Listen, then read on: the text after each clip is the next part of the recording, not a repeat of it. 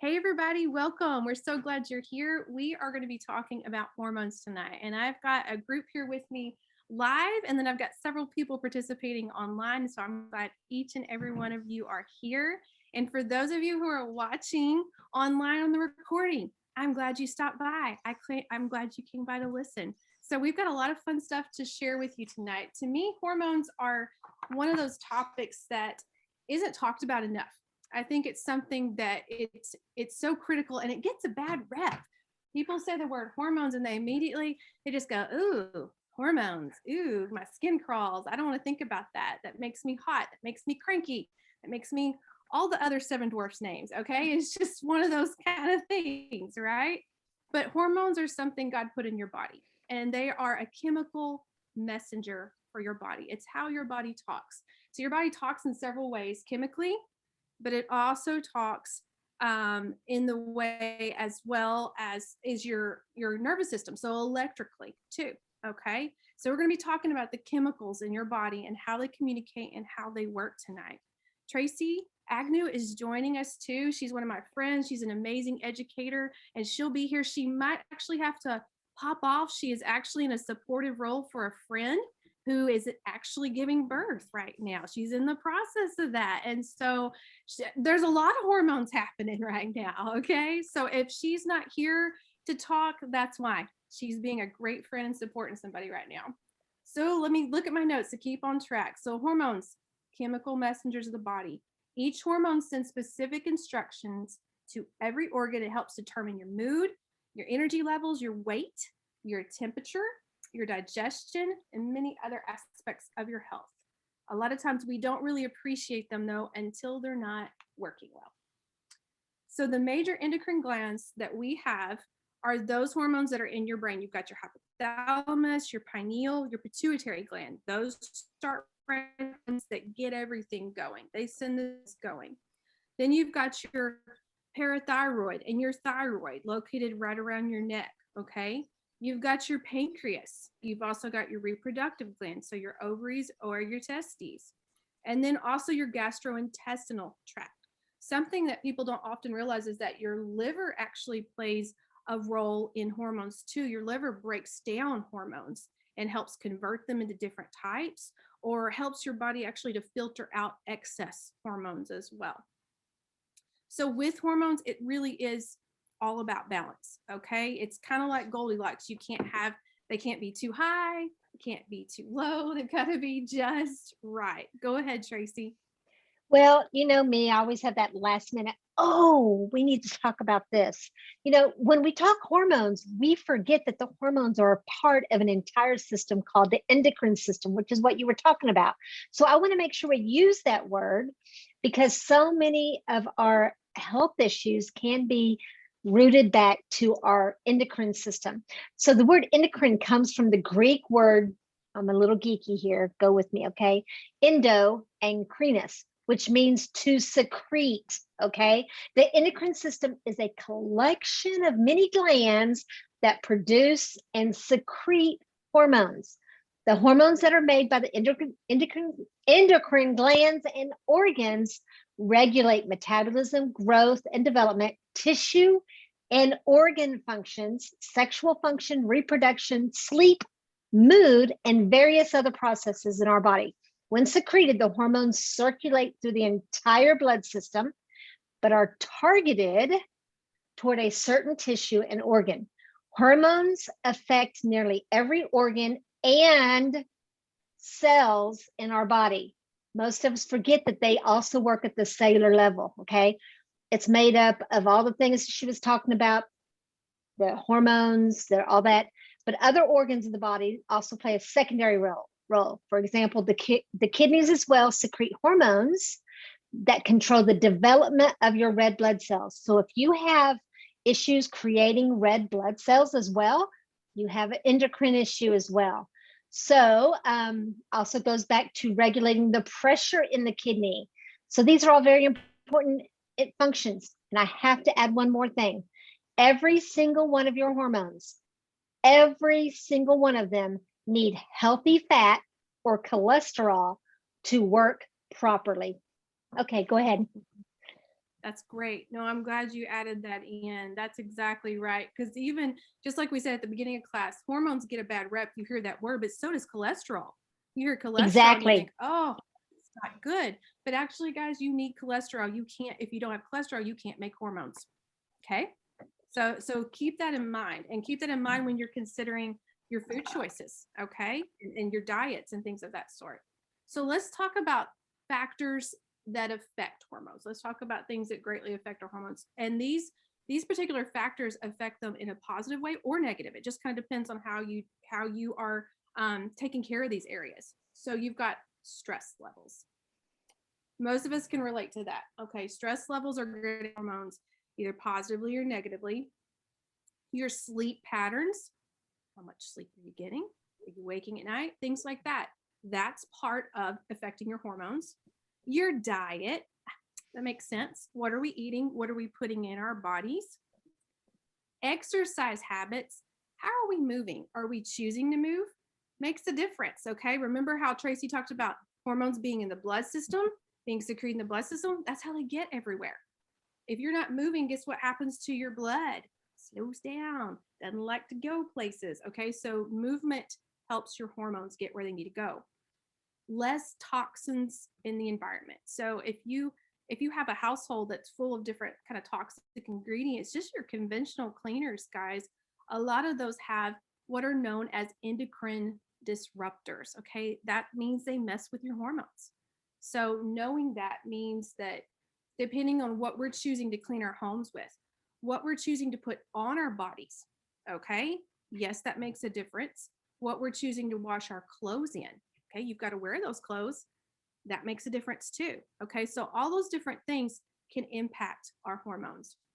So I'm going to give you guys, before we even get into the nitty gritty of hormones, I'm going to give you some very practical tips. I love anytime I'm teaching, I want to give you practical tips, something that you can take home right away from this class and you can implement as soon as you either leave the class or as soon as you hit the pause button or stop, you can start doing this. Okay. So these are some lifestyle changes that are simple. They might not be easy. I'm not claiming that, but they're very simple. They're simple changes that you can make. Work on one or two of them in the next 30 days and see what happens. See how you feel after this list. Okay, I'm going to give the list to you fairly slowly so you can take some good notes, all right? All right, first one, drink more water. Da da da da. that's not hard, right? We can do that. Drink more water. It's about helping your circulatory system move and get the hormones where they need to go. Helping them to flush out excess hormones. Okay, that's what that water is about. The simple ratio for how much water to drink is your divided by 2 and how many ounces of water daily. And that's a healthy body type. Okay. Number 2, add more greens. Okay. So I know I'm going to be very honest here. I already know I don't get enough greens in my diet. I'm working on that. Hey, I'm still a work in progress. I'm working on it. But I recognize that, and that goes for the majority of the standard American diet. Do not get enough greens in. Greens help rid the body of oxidative stress and help your blood and hormones work better. Fresh veggies like broccoli, spinach, leafy greens, those can actually help draw out excess estrogen. We are bombarded with estrogen, okay? And not our bodies so much to speak, but I'm speaking of xenoestrogens. These are synthetic estrogens that are found in body products that are found everywhere. And we need to help cleanse our body from those things. So the greens make a difference. Number 3, get more sleep. Yep, told you they're simple, okay? Get more sleep. Oh, I'm hearing sighs already. Oh no. I'm stepping on toes. Guess what, guys? When I'm writing this, guess who I'm thinking of too? I'm going to be adding these in and doing some more of these in the next 30 days, okay? Get more sleep. Go to bed 1 hour earlier than normal. Just try it.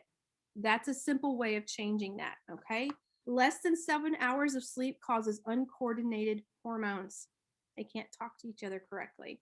Lack of sleep increases hunger hormones. It causes fat storage to become imbalanced. Not enough sleep, increased insulin resistance. Hear that? Ding, ding, ding. I know that's ringing a bell with some people. Okay. She's not looking up though. That's okay.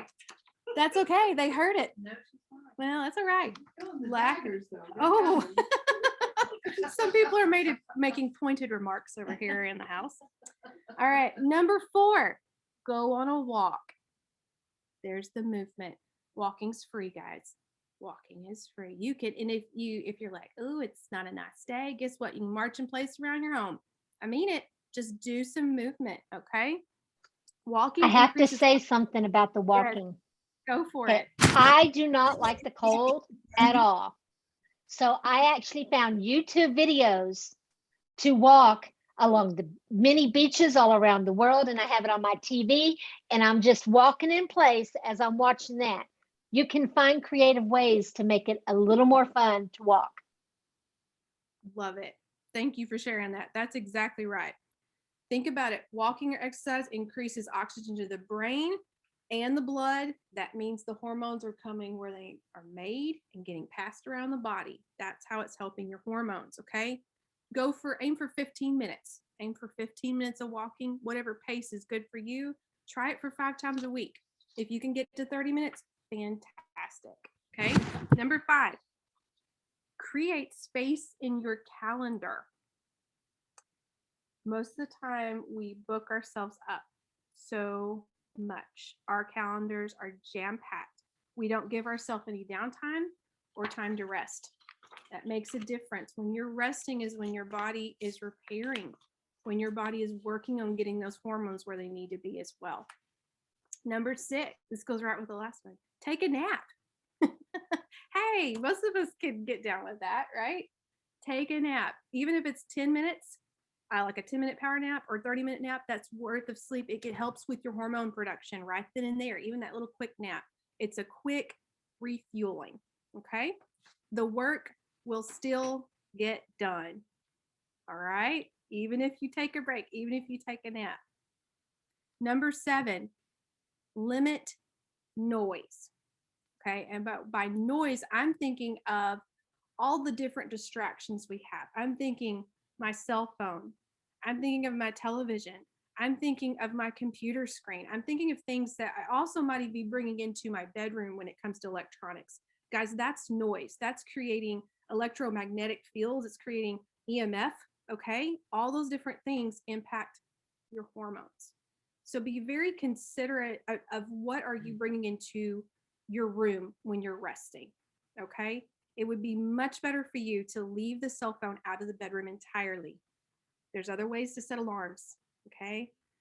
And actually setting an alarm outside your room makes you get up, at least it does me. So just think about it. Just start making mindful decisions on that. When you actually turn off your TV at night, okay? Remember, you're going to try to be going to bed a little bit earlier. Well, stop the blue screen time, okay? Stop the blue light time for a little while. That's going to also help your hormones reset. Melatonin is a hormone, all right? All of that is connected. Number 8, limit your coffee and alcohol. Yeah, both of those are actually endocrine disruptors. Coffee tells your adrenal glands to take a break. If you're drinking coffee first thing in the morning, what it's sending a signal to your body saying, hey, you don't need those hormones that help wake you up. It's like, I'm going to take care of it. That's what the coffee's saying to you, okay? It's actually confusing your adrenals is what's happening. And we're going to talk more about adrenal health in just a minute. Alcohol dumps massive amounts of sugar into your body. It damages your growth, metabolism, energy storage, bones, blood pressure, and fertility in both men and women. Okay, so you think about that and think about the impact it's having on your insulin as well. Okay. Number 9, ditch white sugar. Say no, guys. Just say no. Table sugar and refined carbs like bread and pasta are a major insulin disruptor. And insulin, again, is a hormone. It can affect your estrogen levels and your testosterone. Okay. So there are sugar out there. It's honestly, if you're saying no to sugar for the first time, it's actually easier to just stop. Stop it and come off of it entirely, and maybe replace a little bit of I might eat a little bit of sugar. I said sugar. I might eat a little bit of fruit, and that's it. And that's usually very limited. If y'all want some help on some suggestions on how to eat and limit your sugar, I've got some really cool plans that just give you some ideas of how to make some easy replacements. Okay, so start with healthy replacements at first. Number 10. Before you go any Limit. further, Go ahead. can I say something on that ditching the Mhm. white sugar? If you follow me on Mhm. Facebook, just today I posted 4 or 5 different studies that show that just regulating your insulin levels can completely reverse PCOS. And that is one of the health issues that are really hitting a lot of our younger people. So if you heard of anybody with PCOS, learning to how to deal with the insulin levels makes a huge difference. And we have lots of things to help support that. Okay, I just had to add that because it's a really big tie with Yes, yes, PCOS. and I'm really glad you shared that because that makes that is one of those words you hear a lot. PCOS. Oh, I have PCOS. Okay, well, I know several people that have been diagnosed with that, so I'm going to share it with them. Number 10, limit junk food. Again, this is pretty simple. All right. Why junk food? Why junk food hormones? Fast foods and processed foods contain hormone disrupting ingredients in the form of genetically modified ingredients, GMOs, preservatives, additives, synthetic flavorings, and all kinds of other nasties. Okay, they slip them in there. If you start by changing one meal, take one of your family favorite meals, okay, and change that. If it's usually made with a processed ingredients, flip it over and make it with real ingredients. Okay, that is an easy flip to make some healthy changes. Okay, so look into that. There are options out there, and they taste great. They actually taste better. Number 11, ditch and switch. Okay, this one right here. It means to get rid of the toxic ingredients out of your home. Guys, this honestly could have been, I mean, water is number one, absolutely, but we could have even put this one way up higher on the list. Because here's the thing, all of those household ingredients, all those toxic ingredients, they are messing with our endocrine system. They are messing with our hormones. And if we don't get them out, even if we start making all these other healthy changes, if we don't ditch those toxins out, it's still creating chaos in our bodies. Okay. So know and don't underestimate just how important that step is. It's critical if you're working on your hormones. Okay. So get rid of any synthetic products. Petrochemicals are considered the worst invader of the endocrine system. Okay. There's actually some people that have come up with different ways to help naturally rid the body of petrochemicals. We'll talk a little bit more about that later. I've actually done some of them myself and really benefited from. So I'll share my testimony with you there. Okay, so petrochemicals make up the majority of plastics, and they are found in molecules of many household and personal care products. So again, think of your laundry detergents, your fabric softener, your dishwashing detergent, air fresheners, candles, face wash and lotions, any kind of lotion, toothpaste, deodorant, makeup, hand soap, hand sanitizer, shampoo and conditioner, body wash, you name it. If it touches your skin or if it's cleaning a surface that touches your skin ever, that's it. Okay, look to that. There are good, healthy options out there, and there are options out there that will not break the bank. A lot of people think that going green or growing cleaner in their choices means it's going to cost a lot more. Not necessarily. Okay. We can help you with that. We can help you figure that out. All right. Moving along, let's talk about 7 hormone imbalances. That these are going to be your top. Guys, there's so many hormones. When I was preparing this class and I was talking about Tracy earlier, I was saying there's so many hormones. We've kind of got to narrow it down for the sake of time for you guys. So we're going to talk about the top 7 that tend to be the ones that most people struggle with or that tend to have imbalances in. The first one we're going to talk about, and later on after the class is over in the Facebook event page, I will post a link to this as a handout. I actually have the handout here for everybody else. go ahead and pass that around. Take one and just pass it around. But I've got a handout that goes over all these and it's in depth. I can't take credit for this. This was written by Dr. William Cole. He is a chiropractor and he also helps people with balancing their health in a natural way. And he does a really good job with this. And I was like, I'm not going to rewrite this. He did great. So I'm going to give you a link to his article and I'm going to share that with you. But the number one that he saw in most of his clients that came in to see him that was an issue for hormones was cortisol. Okay. Cortisol is known as the stress hormone. Okay. So anytime your body is stressed, and guys, this is a naturally occurring hormone. It's something in your body. God put it there. It has a purpose. Okay. But it's a stress hormone that your body, it elevates whenever your body's in a stressful condition. So as soon as you get stressed out, if you're in a dangerous situation, your cortisol levels rise. Okay. And that's to give you energy and help your body be ready to either fight something off, to run away, or possibly to freeze and be still. Okay. The fight, flight, or freeze, that all comes from excess cortisol. I mean, that's part of why it's there. It's secreted in the adrenal glands. The adrenals are the ones that make this. And this is how your body uses it. Okay. When there's an imbalance in the cortisol rhythm, when the cortisol is too high, when it should be low, or when it's low and it should be high, whatever, there is sometimes an imbalance there. But that's when you hear of adrenal fatigue. And in very extreme conditions, you'll hear of adrenal exhaustion. I've known of 2 people personally that actually reached adrenal exhaustion. When you get to that level, it's almost deathly. Okay. It's really, really, really bad. But adrenal fatigue it's sadly becoming pretty common. We live in a very stressful life. And some of that is self-imposed and some of that is not. Some of them are factors outside of our control. In the last couple of years, it's been a struggle for the majority of us. Okay. Very stressful times. And so I know there was a study done back in 2001. It was a little bit after 2001. It was probably like 2002 or so, after the Twin Towers fell in New York. After that, people, they tested their cortisol levels and they were super high, just all over the US. Most everybody had very high cortisol levels. It was a very stressful time. What do you think the results would be right now after 2020? What do you think? High, super high, possibly even staying there. I think some of us might have been able to calm down a little, but I still think a lot of us are up here.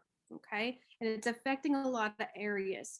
The reason we put cortisol first is because if you look at a series, you can actually look, there's patterns. I didn't want to get too sciencey on you guys tonight, but there's patterns and you can see how when the body is making hormones, there's different levels of them coming down. And you've got master hormones up here that make the other hormones. Okay. They all come from this. And what happens is cortisol is actually down here. He's kind of low down here.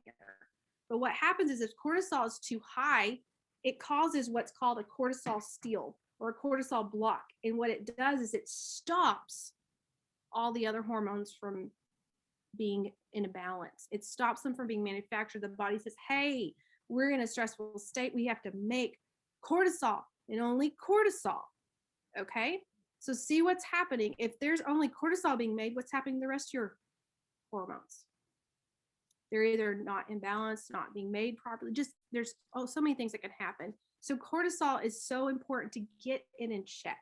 If you think that is you. So what are some of the things that you might experience if your cortisol is out of balance? You might be slow to start in the mornings. You might have cravings for salty or sugary foods.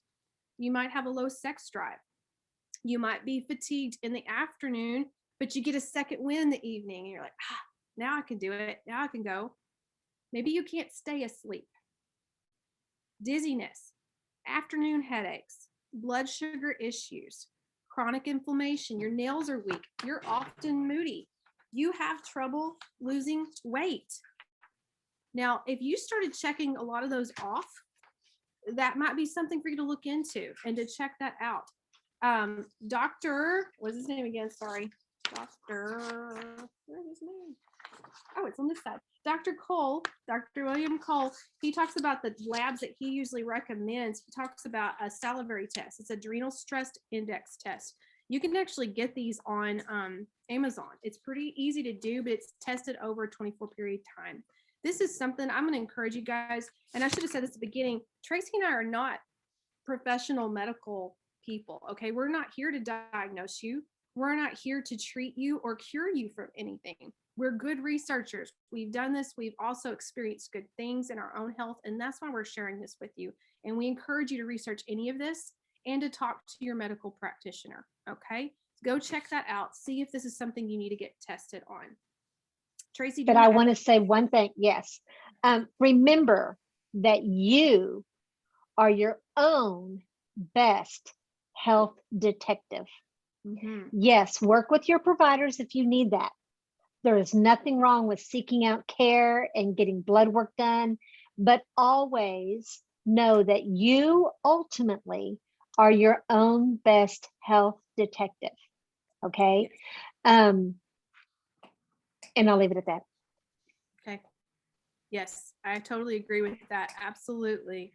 And I did say that before you came on. So they all knew. So we're covered. We've said it twice. Thank you. Perfect. Now you know we both are in agreement there. So awesome. All right. Number 2, let's move on to thyroid. Thyroid is another one that tends to be off a lot. And actually, I have heard of a lot of friends and that they have gone and gotten tested with this. But in just the last 2 years, they've had a lot of thyroid struggles. Okay. Now, I don't know if there's a connection to that or not, but it just makes me kind of scratch my head and wonder why. Okay. But know that thyroid is something that it greatly affects the rest of your hormones. Okay. Every cell in your body needs thyroid hormones to function healthy. There are many underlying thyroid problems that won't show up on standard labs. Notice that. Okay. For example, thyroid conversion issues, thyroid resistance, or autoimmune attacks against the thyroid, like Hashimoto's or Graves' disease, they often won't show up on your standard labs. Okay. Me personally, I am working with a practitioner right now, and he found out that my thyroid, my liver is actually not converting my T3 from my thyroid into T4. Okay. That's it's so I have enough. Basically, that means I have enough thyroid hormone. My body's making it. It's working great, but it's not utilizing it properly. And so that's something we're working on right now. But I'm really glad he found that. But he looked outside the box. Okay, know that. And that's part of the reason we're sharing a lot of this with you. What could you experience with thyroid issues? Tired. You feel tired. Cold in your hands and feet or all over. Check for me. Requiring excessive amounts of sleep to function properly. Weight gain, even with a low-calorie diet. Difficult or infrequent bowel movements. Depression or lack of motivation. Morning headaches that wear off as the day progresses. The outer thirds of your eyebrow is thin. You'll see that sometimes on people, that this is not growing properly. That's a sign of thyroid imbalance. Thinning of the hair on the scalp. Guess what? I lost a lot of hair in recent months. And I know my thyroid's not converting right, and my liver are not working together right now. Dry skin, mental sluggishness. Okay. So if a lot of those are ringing a bell with you, again, that might be an area to look into. So again, the typical mainstream medicine typically runs in the T4 labs to determine thyroid hormone dosage. Okay. But if you need to realize that there's a lot of other ones to ask for. There's the reverse T3, the free and total T3. There is thyroid antibodies. There's lots of different panels that could be run, and you need to work with if you feel like this is something you need to dig into, talk to your practitioner. You also can go to labs. You can go to direct labs and get your own blood test run. Okay. You just pay for whatever lab you want done. Now you're going to need to know how to interpret those results. You can take that to even possibly a naturopath or somebody like that to get help with. There's also a great book. I'm going to hold it up right here. Road to Wellness by Deborah Rayburn and Laura Hopkins. And Deborah actually, she worked as a naturopath for many years. And Deborah puts in here the actual, I'm almost turning to the right page. She's actually got the different lab reports on here and what are the common amounts, but also what are technically the optimal range, what are the normal range. And she includes those more not typical panels that are typically run for the thyroid. They're on here. So if you need help knowing, does my report fit in here? This could probably help you out. Go ahead, Tracy. Okay, so if you know me, you know that I'm going to be the one that thinks outside the box a little bit. You've also heard that I've worked in midwifery, and in midwifery, they tell you this is what's normal because they've taken an average of all the things that have happened over on this side and all the things that have happened over here. And they've just given you a sliver of what's normal. That could also mean in all of the lab works, especially when it comes to your thyroid. So make sure that if you're going to a healthcare provider, that they are actually going to be looking at the bigger picture, taking the lab work along with your symptoms. When I worked for an internal medicine doctor, he almost always went by the symptoms as opposed to the lab work, because what may be normal for the mass may not be your normal. So again, working with your healthcare provider and remembering who ultimately is the best health detective, using them together to know what is right for you. Back to you, Keely. Absolutely. Thank you. Yvonne reminded me, this is another great resource right here. This is by Dr. Dan Purser. It's called Program 120, Hormone Replacement Therapy and Lab Values. He has the lab values in here. This is the female handbook. He has a male handbook for male hormone testing. And this guy's an endocrinologist, guys. He is the sweetest guy. I've gotten to talk to him a few times. He's just such a generous person. My mom's actually one of his patients. She's met with him before, and he really helped her out. If you're really scratching your head over things, you're like, I really don't know what to do. There's so many different things going on. He's a great resource, and he always wants to go the natural route first and foremost. Okay. But he's kind of the best of both worlds. He's got the medicine side of it, and he's also got the natural side of it. Okay. So this is also good. And you can get this book on Amazon too. Go ahead. I was just going to say one thing about Dr. Purser is he listens. He listens to his patients. Again, he's one of those doctors that takes the symptoms, the lab work, and works with you to help you improve. Those are the kind of physicians we need. I agree wholeheartedly. All right, moving along. Number 3 is estrogen. We recognize estrogen. That's one that, again, we've talked about a lot. People hear a lot about it. There's 3 different forms of estrogen. There's estrogen 1, 2, and 3. There's 3 different types. It's important to have estrogen for both men and women. We both need them, okay? Research has linked imbalances in estrogen to increased mortality rates in those with heart disease, as well as progression of some cancers. Sorry, for estrogen 1? Not for estrogen 1. It's just for in general. So what are some things you might experience with not enough estrogen? Okay, here's some of those side effects. Vaginal dryness, night sweats, painful sex, brain fog, recurrent bladder infections, feeling lethargic, depression, hot flashes. And that's some of the list right there for what if you do not have enough. Okay, but let's talk about if you have too much estrogen. You might feel puffy and bloated, rapid weight gain, breast tenderness, mood swings, heavy menstrual bleeding, feeling anxious and or depressed, migraines. You have a cervical dysplasia or abnormal pap smears, insomnia, brain fog, gallbladder problems, and weepy and emotional. Okay. So, and again, the handout I'm going to share with you guys is going to give you some ideas of what kind of labs go with that, just in a general. Okay. Number 4, moving along. Progesterone. Come on in. So progesterone, all right, good. It's actually both men and women need it. Most men and women need all these hormones. Now their levels are going to be different. Okay, know that. Some of these hormones women need a lot of, and some of them they need less of. Okay, it just kind of depends. Progesterone is a balancer. This is one of the best things to me about progesterone. It is such a good balancer, and it helps neutralize the effects of excess estrogen. Okay, so that's important. Remember how much we talked about there being estrogen dominance in the world and different types of xenoestrogens, things we're exposed to, causing too much estrogen in our body. So think about if progesterone's a balancer, it's going to help equalize that. All right. Progesterone also can coax excess estrogen and xenoestrogens from the fatty tissue. Your fat stores, okay? Your fat, you may not realize, but your fat is a storage place for lots of things, for toxins or excess hormones, particularly estrogen.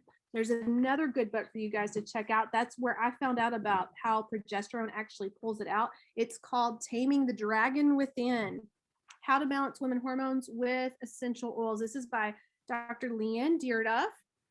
She's a chiropractor. She's another one I've actually met before. Lovely lady. She's done some amazing work. This book is very helpful for learning a little bit more. And especially if you're just like, well, I've been diagnosed with XYZ. What do I do particularly for that? How do I handle that naturally? Okay, she's got it all listed in here. Okay. Tracy, go ahead and add something to progesterone. I know you love to talk about progesterone. I do. It's one of my favoritist hormones. If you know me, you know I love to give hugs. And I want to bring this back to real life, right? Because real life is we do not touch one another enough because we're so afraid of human touch because people might take it wrong. Well, they take it wrong because they have a hormonal imbalance and they probably need that hug, right? So tonight, I'm giving you an assignment that if you are around anybody else, Yvonne, this is including you. I know you're listening. You must give somebody a hug for at least 20 seconds. Okay? Because that is when your body starts producing that extra boost of progesterone.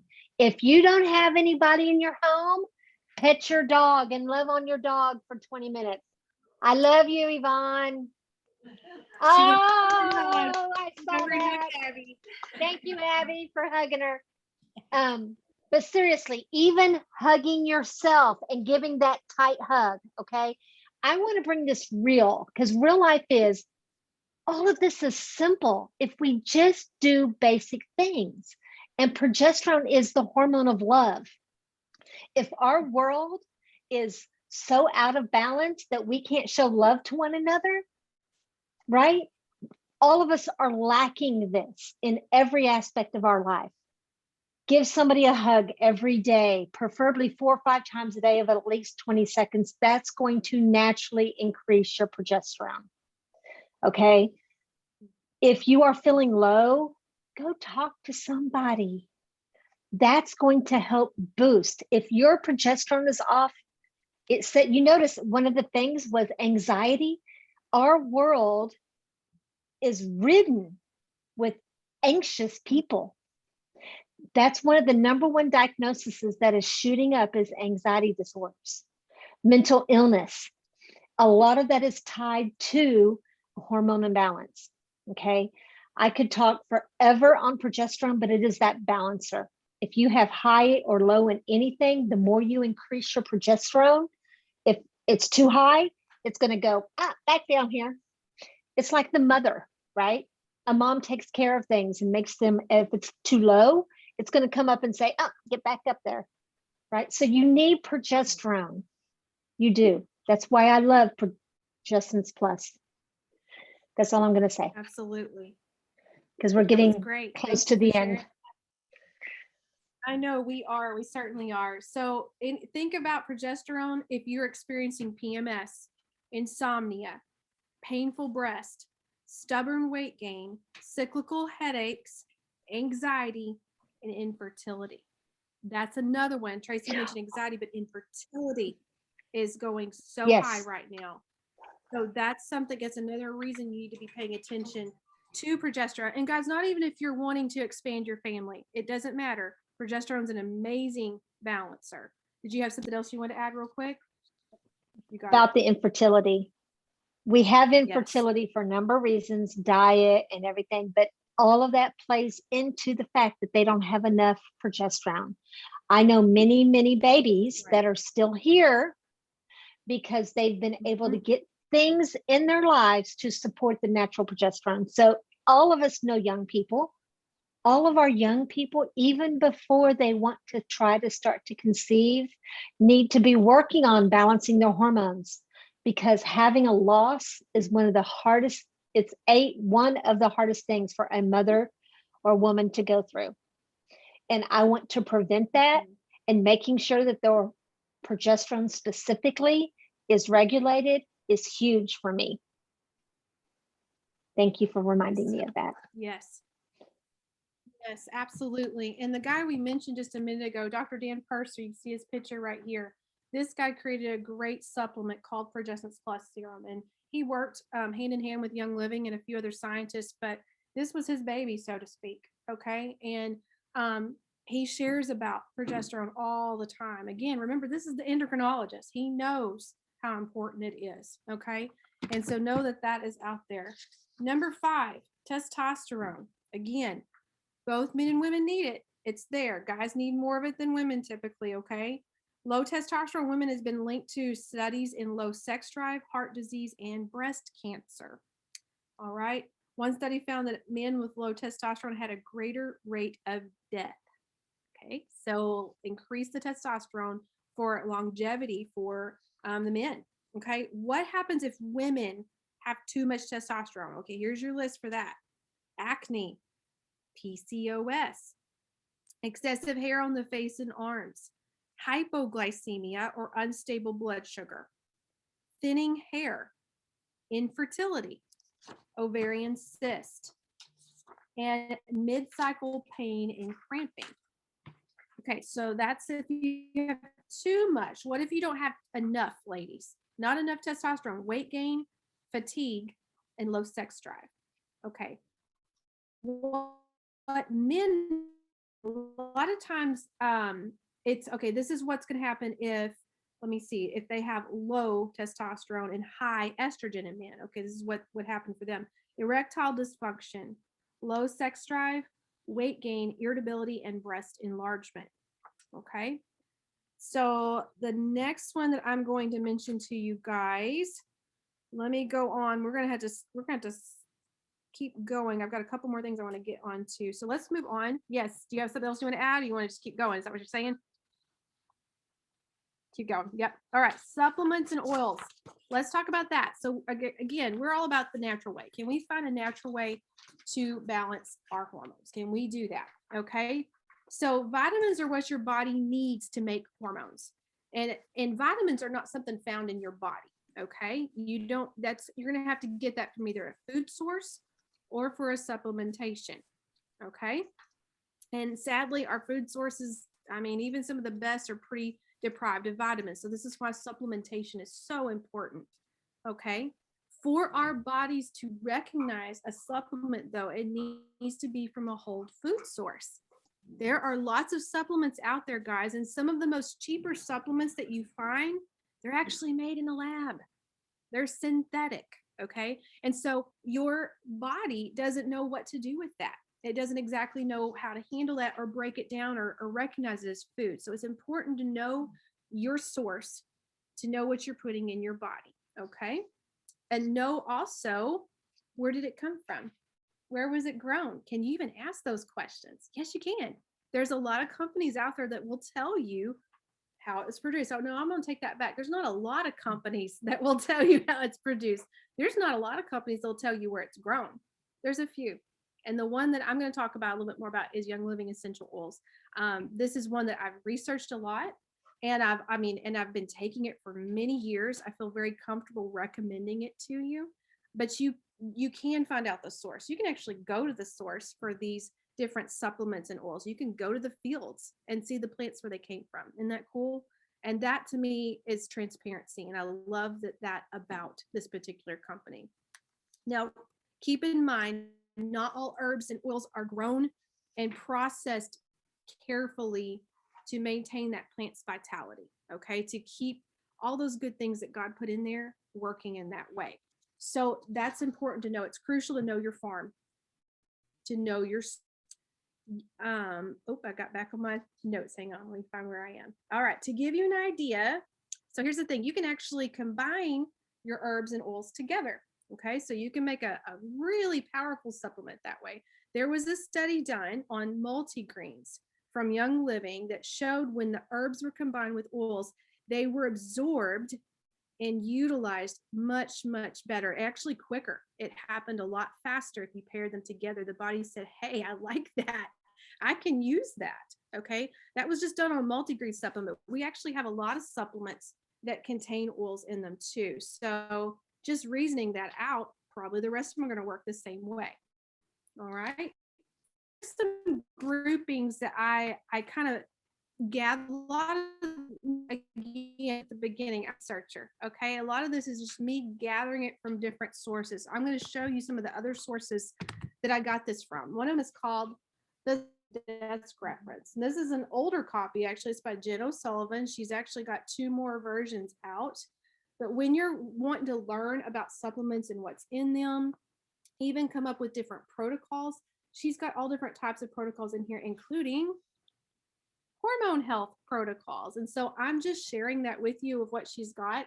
I've actually used these. I didn't actually know about these protocols. I just did them beforehand, before she actually wrote the book. So I'm a product of it. I'm going to share these with you. So here is a hormone mineral health protocol for women. So this is just, hey, I just want to get in my hormones in check. I just want to check those out. And this is also included for perimenopause. Are you guys familiar with that term? Okay, perimenopause, what happens before you have menopause, okay? So before you're going into it. So most of the time, that's roughly like in your 40s. I mean, that's somewhere around there. But here's the thing. More and more women today are starting menopause much earlier, like in their 30s. That's actually not healthy. Okay. That's not the norm. It's becoming very common, but it's not the norm. Okay. I want you guys to know the difference between those two, but this particular protocol is good for anybody right there. So here's the different products. If you just want to jot them down real quick, it's Femigen, Endogize, Progessence Plus, Omegagize, your omegas, Super B, and minerals. You want to have minerals in there too. And I know we're getting a little late and I had several on here. What I'm probably going to do is hopefully you guys are in the Facebook room and in the Facebook event. If you're not, I will post these in there and I'll make separate individual posts. I'll actually make graphics for you. And that way you can see all of these together, because I know it's hard to even keep all this together.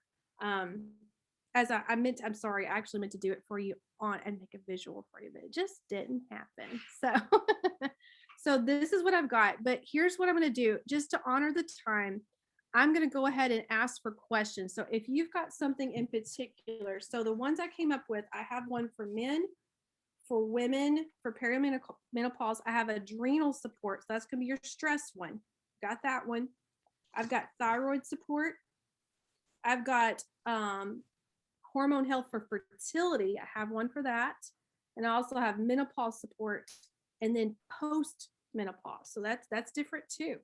The post-menopause support would also be good for someone who's had a hysterectomy. Okay, because think about that. It's already pushed them in through menopause is what it's done. So let's see what you guys say. Do we have questions? And Tracy's back. The baby was born. Yay! Baby was born. That's awesome. Everything's going good. Fantastic. But she's back. Okay. For just a few moments, I will be listening for questions if you have a question. Okay. But I do want to share real quick. I believe the best part of being in Young Living is I am experimenting on myself, because it's a learn more and do better. In my family, I have a large family, and most of my family members, my sisters, including my mother, all went through menopause very early. They all had issues and lots of female issues. And so when all that happened, I just naturally assumed that that's what I was going to be going through as well, right? Because, it's family, it's hereditary, blah, blah, blah. And so I am now 55, I'm almost 56, and I thought I had went into full blown, I say menopause, meaning I stopped. I wasn't having any symptoms. Everything was regular. And then all of a sudden, boom, it just didn't show up the next month for 11 months. But during that time, that's also the time when I was very ill with another health issue.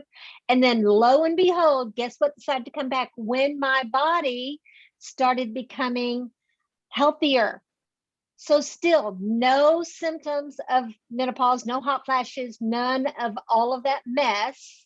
And I'm almost 56 and everything's coming regularly every month. So I have found you can go through menopause without all of those things and fear that you hear about, right? It's very real in the fact that you can live well as you're transitioning. We don't have to be afraid. For all of the younger people, you don't have to be afraid of the transition. I believe God did not make it to be so rough and difficult. Okay. But I just wanted to be able to share that real quick beforehand, in case I couldn't come back.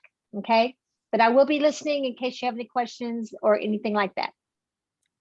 Great. Thank you for sharing that. I appreciate that. That might be a good time just for me to quickly share my hormonal testimony, basically. So let me go back. Okay, so when I first started looking at natural health, my daughter was born, and she was about 6 months old, and my health plummeted, guys. And sometimes that happens after you have a new baby, and things are just, your body's adjusting, and that's what I thought. That's what I thought was going on. And it just kept getting worse. And she's 6 months old. My energy levels have just bottomed out completely, to where at the worst point, I stopped driving because it took 2 feet to hold down the brake pedal at the red light. And I was shaking. That's how weak I was. Okay. I honestly thought I had a neuromuscular disease. That's what I thought was happening. And my doctor, bless him, he told me, he's like, you're a new mama, you're overdoing it, you're breastfeeding and you're just overdoing it. And I said, I am sleeping all the day. I'm doing all the things, I'm eating well, I'm trying to do all the things, and I just feel worse and worse. And I was like, I don't accept that. I want some more tests done. And he didn't want to test me, so I ended up going to a different. And when I went to him, he said, you know what? That kind of sounds like Epstein-Barr virus. He's like, that's something, it's one that causes chronic fatigue, causes mono. It's that virus. And he says, it's a blood test. We could test for it. Sure enough, it's what I had. But I had some underlying things going on too. I had a candida overgrowth. My thyroid was out of balance. There was several things happening. He had the ability to actually test my cellular energy level. And he said, you're at the level of an 80-year-old person or an AIDS victim. That's where you are right now. I said, thank you. Somebody finally believes me. I said, I feel like I'm dying inside and I don't know what to do. And he told me, he's like, well, I hate to tell you, but it's one of those things you'll just kind of have to live with, and it'll probably reoccur. And you can eat better, and hopefully you'll get through some of those reoccurrences pretty well. I didn't like that. I didn't like that one little bit. At my worst, my mom was basically living with us because I couldn't even carry my baby. I was in the bed. I had enough energy to get up to go to the bathroom, and that's it, guys. And I said, I don't accept that. That's not living. I said, I've got to find something else. There's got to be a better way to do this.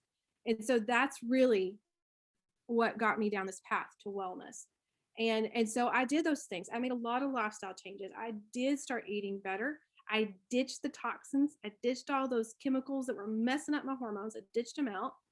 I didn't even tell you this, but my full, eyes going bald. I mean, I had a receding hairline on both sides, and the weight fell off of me. I lost pounds in like 3 months time, and it was muscle. It was not just fat. It was just falling off of me. And that doctor told me my body was eating itself is what was happening. So I want you to see where I've come from, okay, and where I am now. And I'm happy to say that with all those different lifestyle changes that I've made over those years, I have not had a single flare up, not a one. And I do attribute some of that. I mean, it's lots of things, but the oil came in, and the oils were a huge part of that, with me getting my life back on track and with helping keep things in balance. Okay. And so that's why I'm passionate about teaching and passionate about sharing with other people. Fast forward a few years down the road, I wanted to have another baby. I was doing good.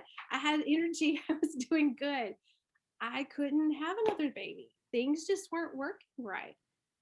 We never prevented to have. I had my 6-year-old, and we had never prevented since she was born, and there's still no baby. So we're like, what's going on, And I believed at that time that, I've been able to handle this. Let me do some research. Let's see what else I could do. That's when I started looking more into hormones. That's when I really started digging in, and I looked into what endocrine disruptors had I not ditched out yet. And I realized that my food, I hadn't ditched out genetically modified ingredients. Got rid of that. I did some cleanses. I did something called a petrochemical cleanse. I'll post a picture in the Facebook group for you guys later. But this one is actually, sometimes petrochemicals will build up around your reproductive organs. Okay, remember, petrochemicals are plastic, right? It's what comes from plastic. They will build up around your reproductive organs. And think about that. Think about how the egg needs to come from the fallopian tube. What's happened if it's got plastic all around it? It's saran wrap all up. What do you think's going to happen? Saran wrap. Sorry, saran wrap. Anyways, but whoops. Anyways, but you see what I'm saying? What's going to happen there? It's not going to work. So I did things to help my body remove that. Okay, to help get that out of in a gentle manner. And I did that. I went gluten-free. What else did I do? I did a cleanse, and I added in Progestins Plus. I started using a lot of that. I worked on my thyroid a little bit. And guess what? 3 months after being very, very strict with that, here comes Avonlea. We knew Avonlea was coming, and glory to God. God's the one that gives us our babies, right? And so it's all thanks to him. But I'm so glad that I found some natural ways. I'm so glad I found ways that I could take care of my body and help my family out, guys. And so I've got even better ways to share with my 2 girls, my 2 sweet girls now, and help them not hopefully go through any of those struggles that I went through. I don't want that for them at all. Okay. So there's my heart. I just spilled out to you guys. And this is why I do what I do. And I'm so glad that each of you are here. I'm so glad you're here. I'm going to look and see if there's any comments right here. Guys, y'all be thinking if y'all got any questions. Could I please post the Young Living supplements for the hormonal balance? Yes, I will. I will do that. Are you guys, let me know, guys, are y'all on? Yes, go ahead, Tracy. You may want to turn off the recording just in case we need to answer completely. Yes, I will. That sounds great. So thank you for those who are watching the recording. I'm really glad you're here. We'll see you another time.